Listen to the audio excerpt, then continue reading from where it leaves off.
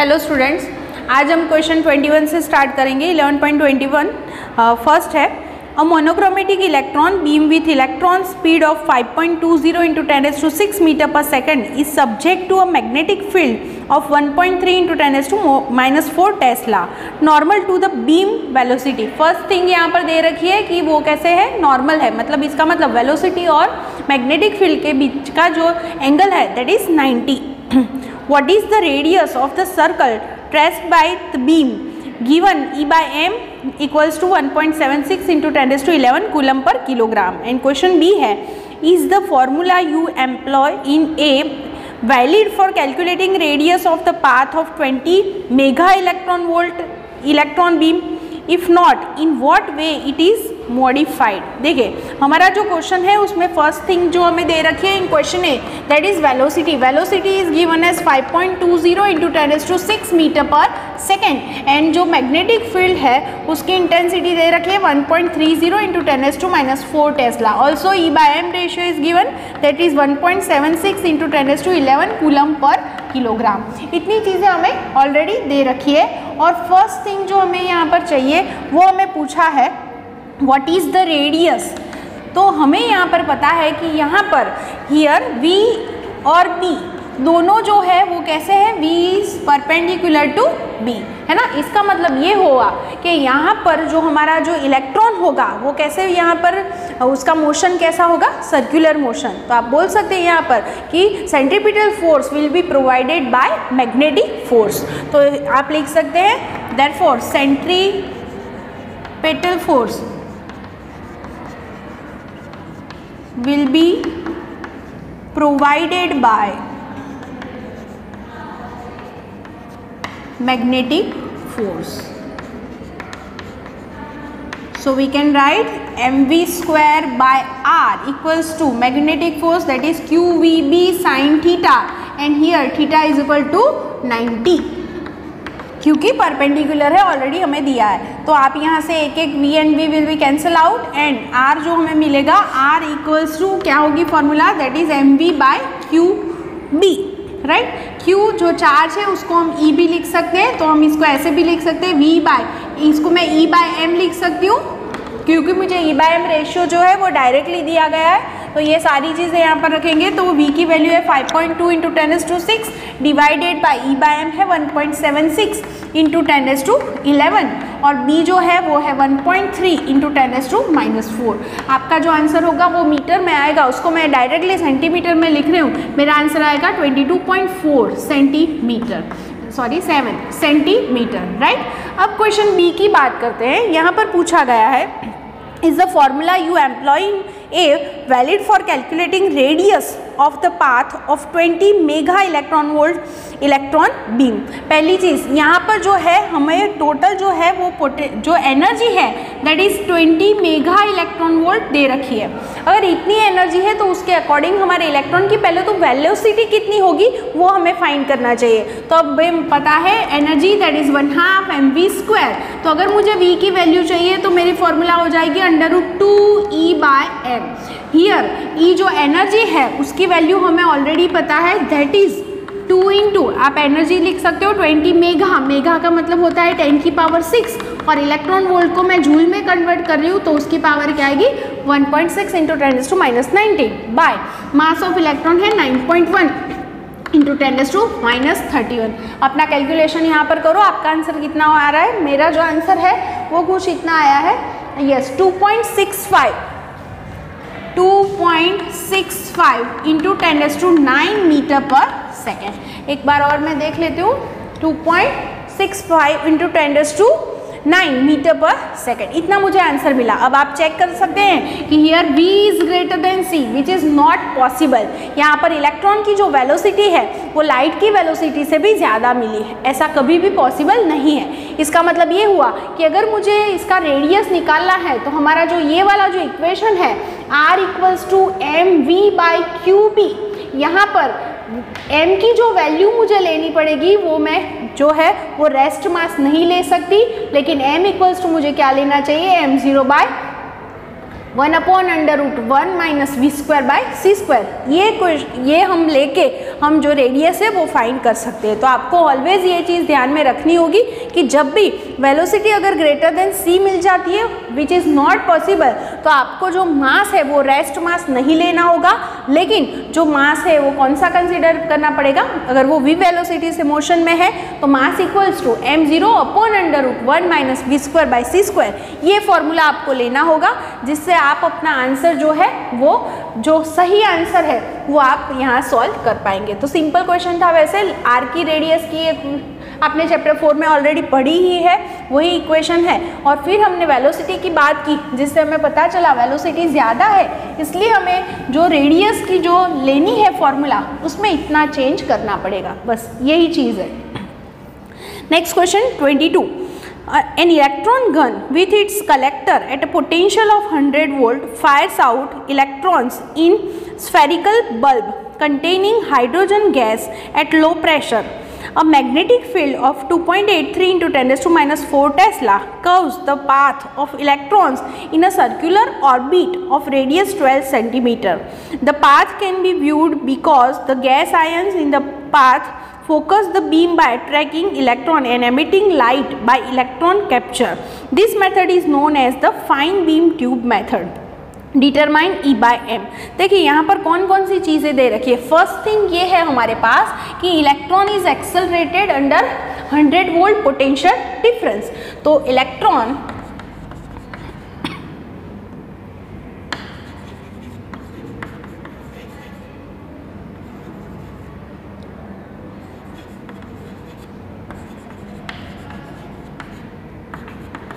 Then we can write उसकी potential energy क्या होगी 1/2 mv² = EV, है ना। तो इसका मतलब ये हुआ कि यहाँ पर फर्स्ट थिंग मुझे यहाँ से उसके वेलोसिटी का कुछ ऐसा रिलेशन मिल रहा है, दैट इज़ 2EV/m, ऐसा मुझे फर्स्ट इक्वेशन मिल गया। सेकेंड थिंग ये है कि वो मैग्नेटिक फील्ड में उसका पाथ सर्कुलर है, इसका मतलब ये हुआ कि उसको यहाँ पर सेंट्रीपिटल फोर्स कौन प्रोवाइड करेगा, that will B magnetic force. तो आप लिख सकते हैं EVB या फिर QVB sin theta and theta is 90, तो ही उसका पाथ सर्कुलर होगा। तो यहाँ V and V cancel out हो गया, तो हमारी V की फॉर्मूला ऐसी बन रही है EBR/m। अब मैं इसका स्क्वायर करूंगी बोथ साइड, तो v² = हमें मिल गया formula E² V² R² m²। तो ये सेकेंड इक्वेशन मिल गया। By first and second equation हम ये दोनों को कंपेयर कर सकते हैं। By equation 1 and 2 we can compare them and write 2EV/m = E² B² R² m²। आप देख सकते हैं यहाँ से एक एक E/m जो है वो कैंसल आउट हो गया। तो मुझे अगर E/m की वैल्यू चाहिए तो E/m को यहाँ पर रखते हैं, B² R² को यहाँ पर लेकर जाएंगे, तो 2V/ क्या होगा इक्वेशन B² R²। अब मुझे पोटेंशियल डिफरेंस ऑलरेडी दे रखा है, that is given 100 volt. Then magnetic जो फील्ड है उसकी इंटेंसिटी दी है 2.83 × 10⁻⁴ टेस्ला, उसका स्क्वायर होगा, और जो पाथ है उसका रेडियस 12 सेंटीमीटर मतलब 0.12 मीटर दिया है, तो वो भी हम यहाँ पर रख सकते हैं। तो आपको E/m की वैल्यू जो है वो मिल जाएगी।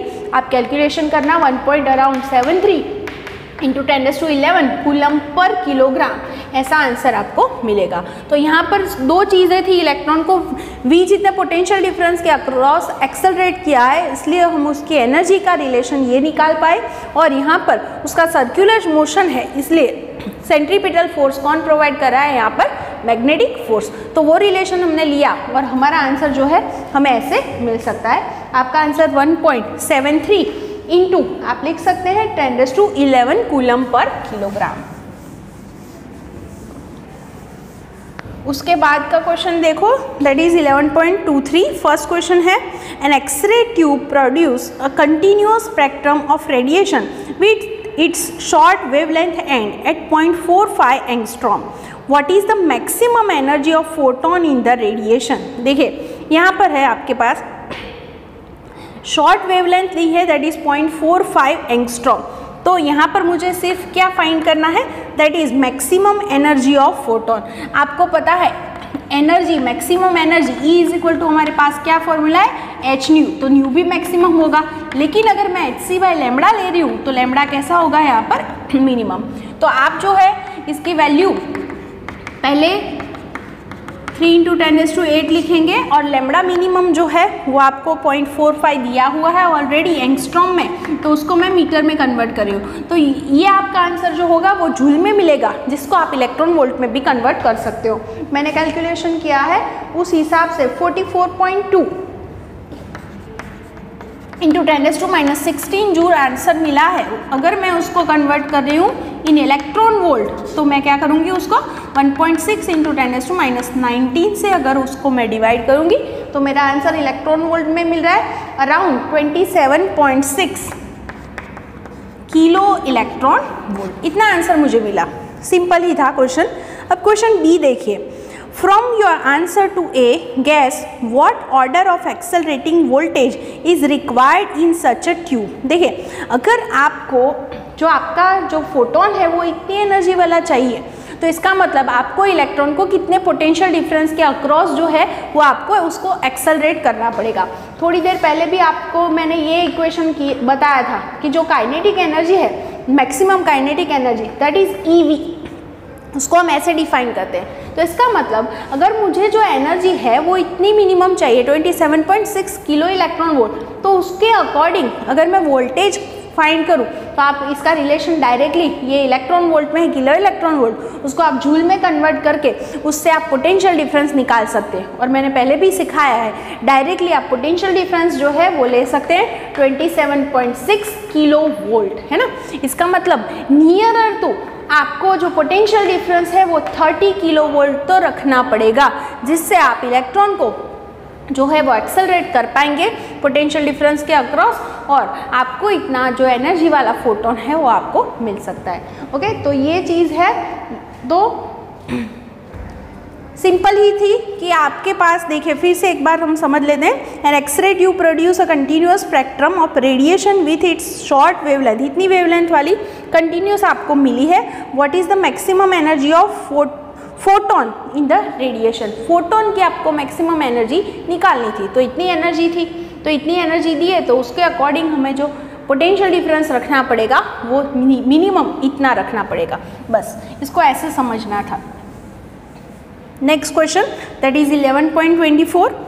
In an accelerator experiment on high energy collision of electrons with positrons, a certain event is interrupted as an inheritance of an electron-positron pair of total energy 10.2 billion electron volt into 2 gamma rays of equal energy.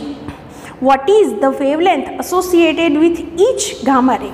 देखिए यहाँ पर जो है हमें जो चीज़ दे रखी है, इसका मतलब ये है कि इलेक्ट्रॉन पॉजिट्रॉन पेयर जो है उसकी जो टोटल एनर्जी थी that is 10.2 billion electron volt, और उसमें से क्या बना है हम ऐसे सोच सकते हैं, इलेक्ट्रॉन है और पॉजिट्रॉन है, ये पॉजिट्रॉन है ये इलेक्ट्रॉन है, तो दोनों मिलके क्या बना रहे 2 गामा रेज। तो इसका मतलब इसकी जो एनर्जी है वो इसको मिली है, तो इसका मतलब ये हुआ कि इलेक्ट्रॉन पॉजिट्रॉन पेयर की एनर्जी जो है वो 2 गामा रेज को मिली है। तो हम बोल सकते हैं कि इतनी टोटल एनर्जी ऑफ 2, क्या दिया है हमारे क्वेश्चन में, फिर से एक बार चेक कर ले, that is yes 10.2 billion electron volt, 2 gamma rays equals to 10.2 billion electron volt. कहाँ से आई, तो इलेक्ट्रॉन पॉजिट्रॉन पेयर से। Therefore energy of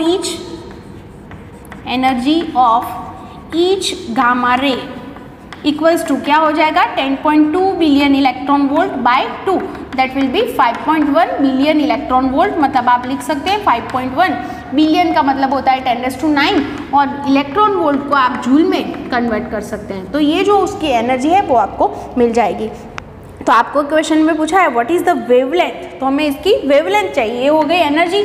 now E is equal to हम फॉर्मूला लगा सकते हैं hc by lambda, then lambda will be hc by E, h की वैल्यू है 6.63 इंटू 10⁻34, c की वैल्यू है 3 इंटू 10⁸ डिवाइडेड बाय एनर्जी है हमारे पास दैट इज 5.1 इंटू 1.6 इंटू 10⁻10, तो हमें यहाँ से लैम्बडा इजीली मिल जाएगा। तो लैम्बडा मुझे जो मिला है that is approximately 2.44 2.44 into 10⁻⁻16 metre, इतना कुछ आंसर मुझे मिला है, ये अप्रोक्सीमेटली बोल रहे हैं। तो इसका मतलब ये हुआ, ये पैर जो है उसके वो दोनों मिलके वो किस फॉर्म में मिले, 2 गामा रेज के, तो उसकी टोटल एनर्जी इतनी थी, तो पर गामा रे, एक गामा रे की एनर्जी इतनी हो गई, और वो फोटोन से बना है, तो हमारे पास ये जो एनर्जी है E = hc/λ, सिंपल ये कैलकुलेशन हमारा हो गया। अब नेक्स्ट क्वेश्चन पर चलते हैं, that is 11.25। Estimating the following 2 numbers should be interesting. The first number will tell you why radio engineers do not need to worry much about photons. The second number tells you why our eye can never count photons even in barely detectable light. First है the number of photons emitted per second by a medium wave transmitter of 10 kilowatt power emitting radio waves of wavelength 500 metre. देखिए हमारी पहली चीज़ जो दे रखी है, हमें number of photons चाहिए पर सेकेंड, राइट, और हमें कौन कौन सी चीज़ें दे रखी है, यहाँ पर फर्स्ट चीज़ दे रखी है दैट इज़ पावर 10 किलोवाट, हम लिख सकते हैं 10 × 10⁻³ या 10⁴ वोल्ट, और यहाँ सेकेंड थिंग लैम्बडा दे रखा है दैट इज़ 500 मीटर। हमें यहाँ पर क्या चाहिए, number of photons in 1 second. We know that power P = क्या है हमारे पास फॉर्मूला, तो एनर्जी अपॉन टाइम, एनर्जी मतलब n फोटॉन से बनती है, तो हम लिख सकते हैं n time E × T, therefore n = PT/E हो जाएगा, पावर की वैल्यू ऑलरेडी है, और एनर्जी जो है उसकी फॉर्मूला हम लगा सकते हैं दैट इज hc/λ, तो PT/hc ये हमारी फॉर्मूला होगी।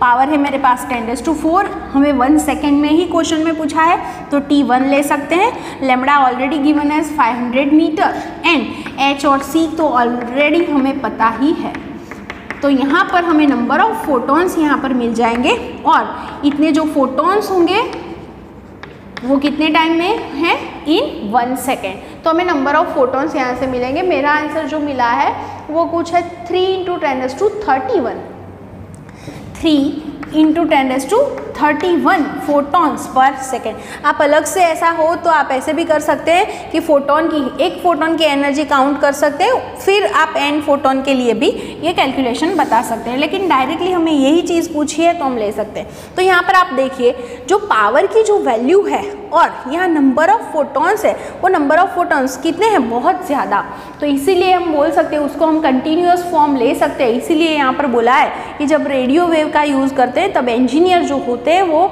फोटॉन्स की टेंशन नहीं लेते, उसका रीज़न है कि नंबर ऑफ फोटॉन्स ज़्यादा है इसलिए। अब क्वेश्चन बी देखिए, उसमें क्या है, the number of photons entering the pupil of our eye per second corresponding to minimum intensity of white light that we humans can precise that is approximately, मतलब ये हमें दे रखे इंटेंसिटी 10⁻10 वोट पर मीटर स्क्वायर, ये power upon area that is all we can call it intensity. Take the area of the pupil to be about, area जो दिया है दैट इज 0.4 सेंटीमीटर स्क्वायर, या फिर लिख सकते हैं 0.4 × 10⁻⁴ metre square, and average frequency of white light to be about, frequency जो है वो हमें ऑलरेडी दी है 6 × 10⁻14 हर्ट्ज। तो यहाँ पर भी मुझे नंबर ऑफ फोटॉन्स कितने हैं वो चाहिए। अब यहाँ से आप सिंपल फॉर्मूला ये ले सकते हैं that is intensity is equal to energy upon time into area. यहाँ पर एनर्जी फिर से फोटॉन, नंबर ऑफ फोटॉन्स अगर n है तो एनर्जी हो जाएगी n time E, then n will be ITA/E and E = फिर से हमें यहाँ पर लेना पड़ेगा hc/λ। तो हमारी फॉर्मूला यहाँ बन रही है ITA/λ/hc। यहाँ इंटेंसिटी ऑलरेडी 10⁻10 है, 1 सेकेंड में ही पूछा है, एरिया इज गिवन 0.4 × 10⁻⁴, लैम्बडा जो है, अच्छा यहाँ पर एनर्जी E = h न्यू की बात करेंगे हम, सॉरी ये मेरा इतना करेक्शन मुझे यहाँ पर करना पड़ेगा, उसका रीज़न यहाँ पर जो है वो हमें फ्रीक्वेंसी डायरेक्टली दे रखी है, यही फ्रीक्वेंसी का हमें यूज़ करना है इसलिए। तो I की वैल्यू फिर से 10⁻10 time 1, area 0.4 × 10⁻⁴, h 6.63 × 10⁻34 and new 6 × 10⁻14। तो यहाँ पर हमें नंबर ऑफ फोटॉन्स मिल जाएंगे। तो हमारा कुछ आंसर जो होगा वो इतना आएगा, yes 1 × 10⁴ photons per second, 1 × 10⁴ photons per second. तो ये देखिए नंबर ऑफ फोटॉन्स बहुत ही कम है, इसलिए हम उसको ऐसे अलग से डिटेक्ट नहीं कर पाते। तो यहाँ पर सिंपल ये जो फॉर्मूला है इंटेंसिटी की और पावर की, ये आप ध्यान में रखना, तो इजीली आप अपने ऐसे जो क्वेश्चंस होंगे वो आप सॉल्व कर पाएंगे।